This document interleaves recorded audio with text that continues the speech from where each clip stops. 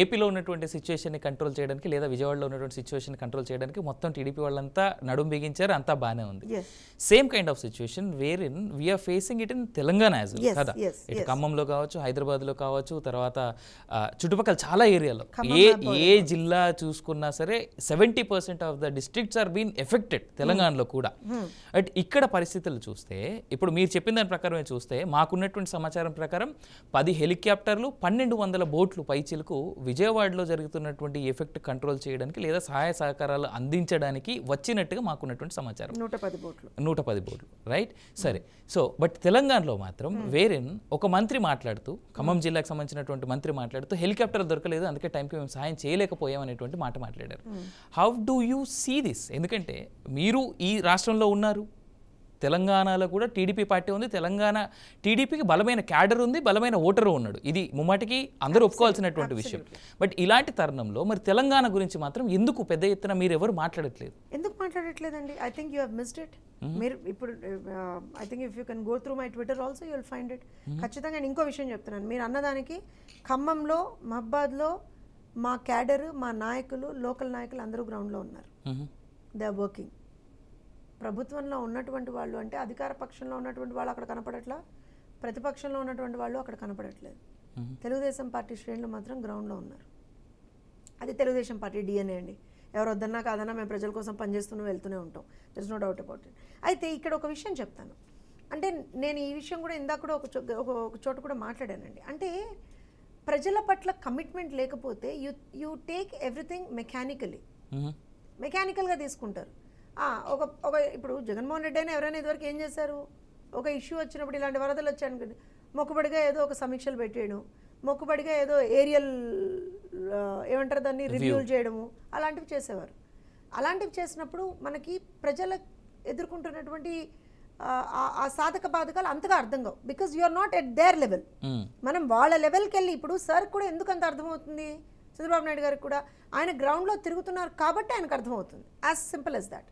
So ఇవాళ అలాంటి పరిస్థితి మరి ఎందుకు వెళ్ళి చేయట్లేదు అంటే నాకు తెలియదు. 10 సంవత్సరాలు ఇక్కడ అధికారంలో ఉన్నటువంటి వాళ్ళు ఏం చేశారు అని అంటే బిగ్ క్వశ్చన్ మార్క్. ఇప్పుడు ఆల్మోస్ట్ 10 నెలల క్రితం వచ్చిన వాళ్ళు ఏం చేస్తున్నారంటే అది ఇంకో పెద్ద క్వశ్చన్ మార్క్, ఎవరికి తెలియనటువంటి పరిస్థితి. 10 సంవత్సరాల తర్వాత కూడా ఇంకా కూడా హైదరాబాద్లో అరగంట వాన పడితే చెరువుల్ని తలపించేటువంటి రోడ్లను చూస్తున్నాం, మనుషులు కొట్టుకుపోయేటువంటి పరిస్థితిని చూస్తున్నాం. మీకు గుర్తుంటే నాకు తెలిసి మీతోటి ఒక డిబేట్లో కూడా నేను విషయం మెన్షన్ చేశాను లాస్ట్ ఇయర్ కూడా. 10 సంవత్సరాల తెలంగాణ ప్రస్థానంలో ఇంకా కూడా మనం మనుషులు ఈ రకంగా కొట్టుకుపోవడం ఇవన్నీ చూస్తున్నాము అని అంటే ఫెయిల్యూర్ ఆఫ్ ది గవర్నమెంట్. అది ఇప్పుడు వచ్చినటువంటి గవర్నమెంట్ కూడా దాన్ని ఏం చేయలేకపోతుంది, ప్రయారిటైజ్ చేయలేకపోతుంది. నేను అది అంటున్నాను. రైట్ మ్యామ్, లైవ్ విజువల్స్ చూస్తూ ఉన్నాం కదా మనం. ఇవి ఏపీలో ప్రస్తుతానికి ఏపీలో ఆహార పదార్థాల యొక్క డిస్ట్రిబ్యూషన్ అనేటువంటి జరుగుతూ ఉంది. సో ఇది ఇలా చేయడం కరెక్ట్ అంటారా, లేదా మీరు అన్నట్టుగా ఆర్గనైజ్డ్గా చేయడం కరెక్టా? దీన్ని ఇలా చూస్తుంటే మనం చాలా సందర్భాల్లో మనం అక్కడ ఇది ఏమంటారు అని అంటే ఇది కొంత ఇబ్బంది అనండి. కాకపోతే ఆల్రెడీ ఏం చేస్తున్నాం అంటే ప్రతి దగ్గరికి నిన్న రాత్రి నుంచి కూడా చూస్తే ఎక్కడెక్కడైతే ఎఫెక్టెడ్ పీపుల్ ఉన్నారో ఇళ్లలోకే వాళ్ళకి విత్ బ్యాగ్స్ వెళ్ళిపోతున్నాయండి. This is something this immediate గా ఇవాళ కొన్ని ప్లేసెస్ కి మేము చేరుకోలేకపోయాం మార్నింగ్ నుంచి కూడా, because lot of flood was there. So ఇవాళ ఎప్పుడైతే చేరుకోగలిగామో ఫస్ట్ రిలీఫ్ అనేది ఇలా ఇస్తున్నారు. But everything will be organised. Trust me everything will be organised. But ఆ విజువల్స్ చూస్తే ఎక్కడ కూడా ఎలా అంటే ఆర్గనైజ్డ్ గా చేసేటువంటి ప్లానింగ్ అయితే కనబడుతున్నట్టుగా లేదు. అదే చెప్తున్నాను, ఇది ఇమ్మీడియట్ గా because we couldn't reach there on time and all the people already అప్పటికి చాలా మంది వెయిట్ చేస్తున్నారు. బికాస్ అక్కడికి వెళ్ళేటువంటి పరిస్థితి లేకుండింది అప్పటి వరకు. ఎప్పుడైతే మేము వెళ్ళగలిగామో ఇమ్మీడియట్ గా ఒక ప్రజల్లో కూడా ఏమంటారు అని అంటే దేర్ ఆల్సో ఇన్ పానికీ మోడ్ కదా, వాళ్ళు అలా వస్తున్నారు. బట్ మెల్లిగా అది సెటిల్ అవుతుంది. మెల్లిగా దానికి సంబంధించినటువంటి కూడా ఎక్కడికక్కడ వాలంటీర్స్ ఉన్నారండి, ఎక్కడికక్కడ దే ఆర్ డూయింగ్ ఇట్. ప్రభుత్వ యంత్రాంగం కూడా మీకు చాలా క్లియర్గా దే ఆర్ డూయింగ్ ఇట్. ఇది one of a kind incident అయి ఉంటుందని మాత్రమే నేను భావిస్తున్నాను. రైట్. జ్యోత్స్న గారు ఒక మాట చెప్పండి క్లియర్గా, ఇప్పటి వరకు ఎఫెక్ట్ అయినటువంటి ఫ్యామిలీస్కి కానీ హౌసెస్కి కానీ పీపుల్కి కానీ ఏ రకమైనటువంటి భరోసా ఇవ్వబోతున్నారు? సరే ఇప్పటి వరకు మీరు ఇచ్చినటువంటి మాట లేదా చేస్తున్నామని చెప్తున్నటువంటి మాట అంతవరకు ఓకే, బట్ రానటువంటి రోజుల్లో ఎందుకంటే ఫ్లడ్ ఎఫెక్టెడ్ ఏరియాస్ వల్ల కొంతమంది వాళ్ళ జీవనోపాధిని కోల్పోయిన వాళ్ళు ఉంటారు, వాళ్ళ డైలీ లైఫ్ని ఇబ్బంది పెట్టుకున్న వాళ్ళు ఉంటారు. అఫ్కోర్స్ ఇది నేచురల్ కలామిటీ, దీనికి ప్రభుత్వాన్ని కూడా పెద్ద క్వశ్చన్ చేయడానికి ఏం ఉండదు. బట్ అయినప్పటికీ కూడా ప్రభుత్వం తనకు తానుగా తను ఇవ్వాల్సినటువంటి మాటగా ఏమి ఇవ్వబోతుంది ప్రజలకి? అయితే ఒకటి నేను ఇందాక చెప్పినట్టుగా ఇది ఇప్పుడు మేము ఏదైతే చేస్తున్నామో జస్ట్ ఇమీడియట్ రిలీఫ్ అండి. ప్రాణ నష్టం కాకుండా మనం కాపాడుకొని ఉన్నటువంటి ప్రజల్ని ఫస్ట్ ఆ దీంట్లోంచి బయటికి తీసుకొచ్చే ప్రయత్నం చేస్తున్నాం. తర్వాత ఆస్తి నష్టం ఎంత జరిగింది అనేటువంటి అంచనా వేస్తాం. ఖచ్చితంగా అందులో things would come in to picture as to ఎవరెవరు వాళ్ళ జీవనోపాధిని కోల్పోయారు, ఎవరికి ఏ విధమైనటువంటి ఇబ్బంది కలిగింది అన్నీ వస్తాయి. సో ఖచ్చితంగా దాని ప్రకారంగా వాళ్ళకి సంబంధించినటువంటి కాంపెన్సేషన్ కూడా డిసైడ్ అవుతుంది.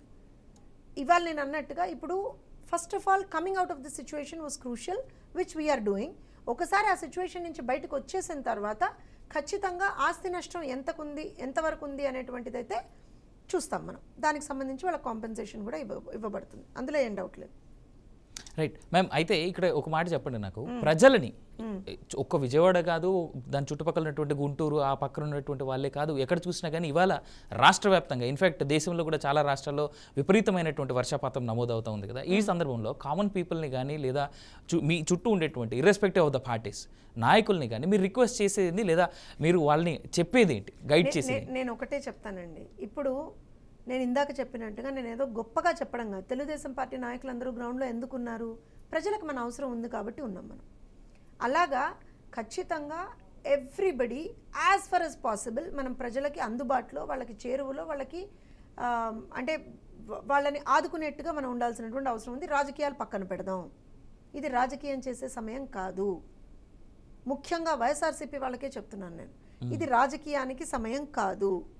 ఇప్పుడు నేను వాళ్ళ మాట అన్నారు పొద్దు నుంచి, వాళ్ళ దీంట్లో ఒకటే మాట, చంద్రబాబు నాయుడు గారి ఇల్లు మునిగిపోయింది, చంద్రబాబు నాయుడు గారి ఇల్లు మునిగిపోయింది. నాన్న, చంద్రబాబు నాయుడు గారి ఇల్లు మునిగిపోయిందో లేదో నీకెందుకు? ఫస్ట్ విజయవాడలో అన్ని వందల వేల మంది ఇళ్ళు మునిగిపోతున్నాయి, దాని గురించి ఆలోచించండి. ఆ ప్రజల్ని ఎలా కాపాడుకోవాలో ముందు అలా ఆలోచిద్దాం. ఇది కదా చేయాల్సింది. ఈ మాత్రం కామన్ సెన్స్ కూడా లేకుండా మనం బిహేవ్ చేస్తే రాజకీయ నాయకులుగా మనకి ఏమాత్రం కూడా మంచిది కాదని నేను భావిస్తాను. దాంతోపాటుగా ప్రజలందరినీ కూడా ఒక రిక్వెస్ట్ చేస్తున్నాం, ప్రభుత్వం మీకు అండగా ఉంటుంది, పానిక్ అవ్వకండి, ఎక్కడా కూడా భయపడాల్సినటువంటి అవసరం లేదు. ఎవరికి ఏ ఇబ్బంది ఎక్కడ మీకు అనిపించినా సరే కన్సర్న్డ్ అథారిటీస్ నంబర్స్ మీ దగ్గర ఉంటే వాళ్ళకి ఫోన్ చేయండి, లేకపోతే సోషల్ మీడియాలో కన్సర్న్ పీపుల్ ఎవరినైనా సరే, లోకేష్ గారిని కావచ్చు, బాబు గారిని కావచ్చు, టీడీపీని కావచ్చు, గవర్నమెంట్ని కావచ్చు, లేదా మాలాంటి యాక్టివ్గా ఉన్నటువంటి ట్విట్టర్ హ్యాండిల్స్ ఏవైనా సరే, ఎవరినైనా సరే దయచేసి ట్యాగ్ చేసి మీకు ఉన్నటువంటి ఇబ్బందులు తెలపండి. కన్సర్న్డ్ అఫీషియల్స్కి దాన్ని మేము తీసుకెళ్తాము. Simple. We are all here for you. మీకు ఇబ్బంది కలగకుండా చూసుకోవడమే మాకున్నటువంటి బాధ్యత. అందరం కలిసి ఈ విపత్తు నుంచి బయటకు వద్దాము. ఈవెన్ తెలంగాణలో ఉన్నటువంటి ప్రజలందరికీ కూడా, ముఖ్యంగా ఖమ్మం, మహబాద్, వరంగల్ లాంటి ఎఫెక్టెడ్ ఏరియాస్లో ఉన్నటువంటి ప్రజలందరికీ కూడా ఒక మాట చెప్తా ఉన్నాం, మీరు కూడా ఎక్కడా కూడా పానిక్ అవ్వకండి. గవర్నమెంట్ అఫీషియల్స్ని ఎక్కడికక్కడ ఏమంటారు అంటే వాళ్ళు చేసేటువంటి కార్యక్రమాలు ఒకవేళ మీ వరకు రాకపోతే, ఆ సహాయ కార్యక్రమాలు మీ వరకు అందకపోతే దయచేసి ఇన్ఫార్మ్ చేయండి. సోషల్ మీడియా ద్వారా కావచ్చు, ఫోన్ కాల్స్ ద్వారా కావచ్చు, మీ బంధువుల ద్వారా కావచ్చు, ఎట్లా అయినా సరే ఇన్ఫార్మ్ చేయండి. ఎవ్రీబడి ఇక్కడైనా అక్కడైనా ప్రజలకి మంచి చేయడానికి రాజకీయ పార్టీలు ఉండాలనేది అయితే నేను చాలా బలంగా కోరుకుంటున్నాను. ఇంకొక విషయం చెప్తానండి, విజయవాడ విషయంలో మాత్రం సరే మనిషి ఎంత కోరుకున్నా, చంద్రబాబు నాయుడు గారు లాంటి ఒక నిత్య శ్రామికుడు ఎంత తప్పించినా సరే దైవ బలం లేకుండా ఏది జరగదని నేను చాలా బలంగా నమ్ముతాను. ఖచ్చితంగా ఇవాళ విజయవాడ మీద ఒక పెద్ద విపత్తు అనేటువంటిది ఇదైంది కాబట్టి కనకదుర్గమ్మ ఆశీస్సులు విజయవాడ ప్రజలందరి మీద ఉండాలి. కృష్ణమ్మ కరుణించాలి, అలానే దుర్గమ్మ కూడా కరుణించాలి. ప్రజల్ని మంచిగా వాళ్ళని మళ్ళీ సుభిక్షంగా చూడాలి అని అంటే కృష్ణమ్మ దుర్గమ్మ వల్లనే అవుతుందని అయితే నేను చాలా బలంగా నమ్ముతున్నాను. సో అమ్మవార్లను ఇద్దరిని కూడా మనస్ఫూర్తిగా కోరుకుంటూ ప్రజలకి మంచి జరగాలని చెప్పి, ప్రజలందరూ కూడా పానిక్ అవ్వకుండా ధైర్యంగా ఉండండి. ప్రభుత్వం మీకోసం పనిచేస్తుంది. చంద్రబాబు నాయుడు గారే డైరెక్ట్ ఎందుకు వచ్చారు అని అంటే పని చేస్తున్నారు. Everybody is on ground. ఇక్కడ ఒక విషయం చెప్తానండి, చాలామంది చాలా విషయాల్లో జస్ట్ గివ్ మీ 1 moment. ఎందుకనంటే ఇవాళ మంత్రుల గురించి వేరే వాళ్ళ గురించి అంటే ఇష్టారీతిన మాట్లాడిన వాళ్ళకి చెప్తున్నాను. అనిత గారు రాష్ట్ర హోంశాఖ మంత్రులు, తను ఒక మహిళ అయ్యుండి కూడా, అంటే నేను మహిళ అంటే తక్కువని కాదు, మహిళ అయ్యుండి కూడా నిన్నటి నుంచి కంప్లీట్ ఆన్ గ్రౌండ్ వర్క్ చేస్తున్నారు. నిన్న రాత్రి 3-4 వరకు ఆవిడ కూడా అన్ని ప్రాంతాల్లో తిరిగి పాపం ప్రజలకు భరోసా ఇస్తూ ఉన్నారు. అలానే ఇవాళ మార్నింగ్ తను ఉంటున్నటువంటి ఇల్లు కూడా వరద ముంపు ప్రాంతానికి గురైనటువంటి పరిస్థితి చూసాం. ఎవరిది? మంత్రి గారు ఉన్నటువంటి almost every place is like that. So తన పిల్లలు ఆ ఇంట్లో ఉన్నా సరే ట్రాక్టర్లో ఆ పిల్లల్ని అక్కడి నుంచి సురక్షిత ప్రాంతానికి తరలించమని అధికారులకు చెప్పేసి షీఈ్ ఆన్ గ్రౌండ్ అగైన్.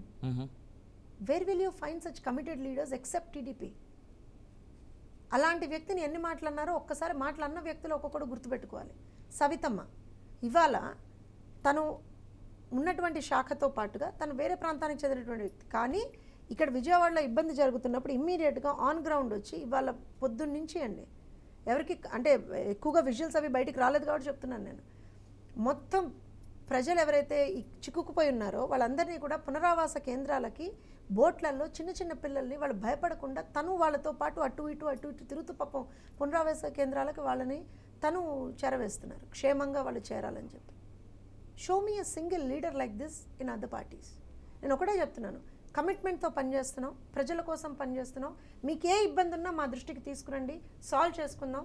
కానీ అందరం మళ్ళీ విజయవాడలో ఒక సేఫ్ ఎన్విరాన్మెంట్లో అందరం ఉందాం.